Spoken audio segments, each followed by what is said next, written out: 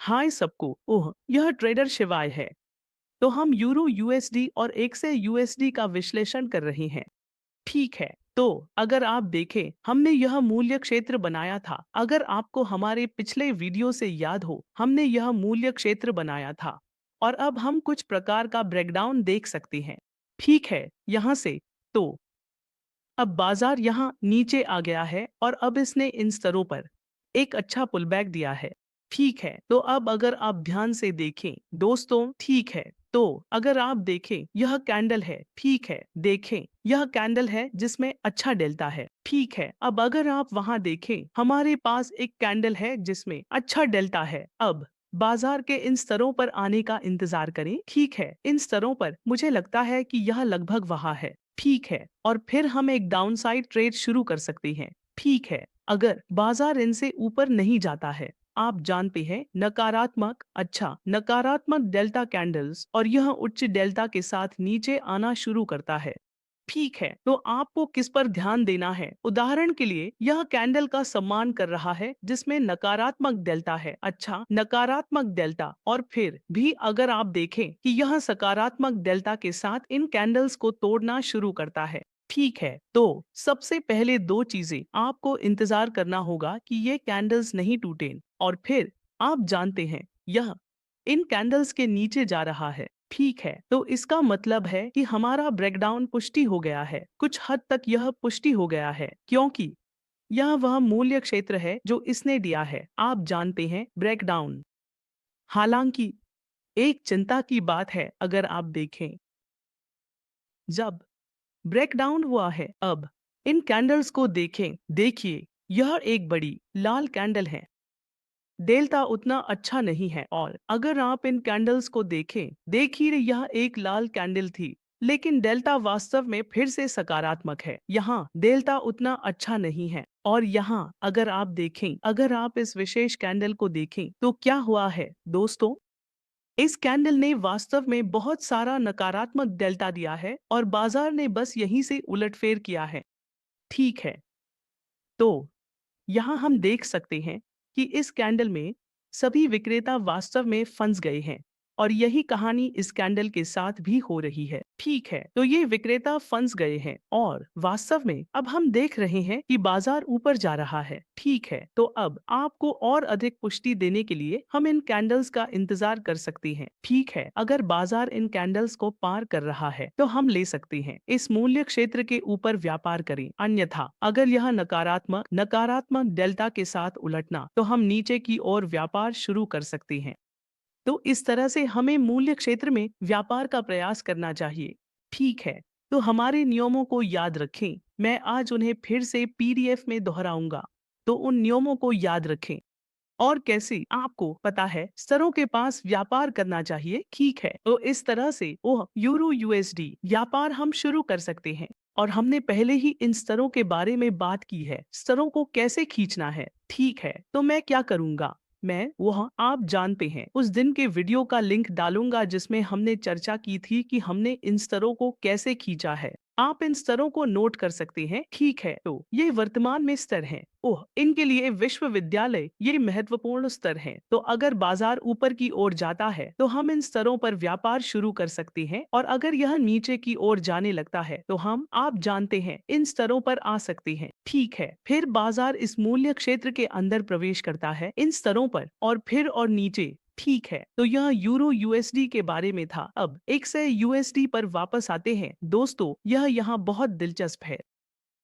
तो अब हम वास्तव में इन वह आप जानते हैं मूल्य क्षेत्र को देख रहे थे और हमने देखा कि इन क्षेत्रों में बहुत अधिक समेकन था। अब क्या हुआ है, आप देखिए, अगर आप इन कैंडल्स को देखें, ठीक है, तो बाजार आप जानते हैं यह नीचे आ गया है और अब अगर आप यहाँ देखें तो बाजार ने फिर से उलटफेर किया है। लेकिन यहाँ क्या हुआ है दोस्तों, बाजार ने ब्रेकआउट किया है। क्या आप इस कैंडल को देख रहे हैं? अब मैं बाजार प्रोफाइल को बंद कर देता हूँ। आप देखिए और अब हमें तुलना करनी होगी। आप देखिए, अगर आप इस डेल्टा को देखें, ठीक है, क्या आप इस डेल्टा को देख सकते हैं? तो यह ब्रेकडाउन था। अब यह एक छोटा पुलबैक था और फिर आप डेल्टा को देखें। यहाँ डेल्टा की मात्रा ठीक है। इसकी तुलना में आप यहाँ डेल्टा की मात्रा को देखें। ठीक है, तो ये यहाँ यह वह डेल्टा था जो हमें मिल रहा था, लेकिन फिर हम फिर से आप जानते हैं पुलबैक की ओर गए और फिर हमने ठीक से नीचे ब्रेकडाउन किया। हमने पहले के वीडियो में पहले ही बताया था कि यह एक प्रमुख समर्थन स्तर था। दोस्तों, ठीक है, लेकिन क्या हुआ है? देखिए, जब हम कहते हैं कि यह एक प्रमुख समर्थन या प्रमुख प्रतिरोध है, तो इसका मतलब यह नहीं है कि आप जानते हैं आपको बिना सोचे समझे व्यापार शुरू करना है। हमें आप जानते हैं देखना होगा क्या हो रहा है, क्या हो रहा है, उन स्तरों पर डेल्टा क्या है।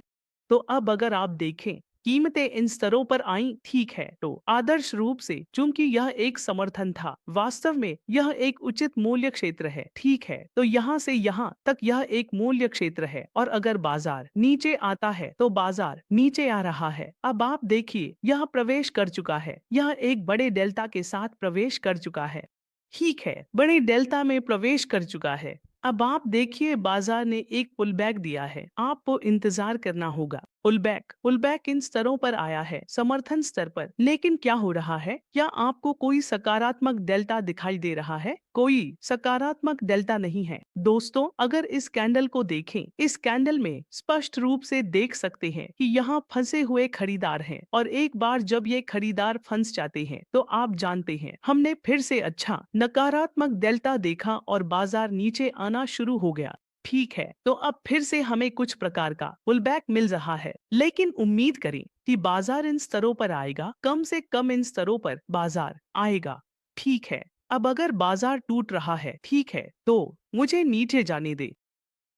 ठीक है, तो अगर बाजार नीचे जा रहा है, ठीक है, यह मुख्य समर्थन क्षेत्र था, तो चलिए नीचे के स्तरों को प्लॉट करने की कोशिश करते हैं। हमने इन स्तरों को कैसे प्लॉट किया? ठीक है, हम क्या करेंगे? हम इस मार्केट प्रोफाइल को लागू करेंगे, फिक्स चेंज मार्केट प्रोफाइल। अब दोस्तों इसे देखो, ठीक है, तो वर्तमान में हम कहाँ हैं? वर्तमान में हम इस मूल्य क्षेत्र में हैं। आप इस मोटे क्षेत्र को देख सकते हैं। फिर हमारे पास यहाँ फिर से यह मोटा क्षेत्र है। तो अगर बाजार टूटता है तो हम इस स्तर से इस स्तर तक बहुत तेज गति देख सकते हैं, लेकिन फिर से वहां मूल्य क्षेत्र है। ठीक है, तो यहाँ भी हमें विकल्प बाजार सिद्धांत को उसी के अनुसार लागू करना होगा। ठीक है, फिर हमारे पास यहाँ यह मूल्य क्षेत्र है, तो ये सोने के लिए अभी के महत्वपूर्ण स्तर हैं।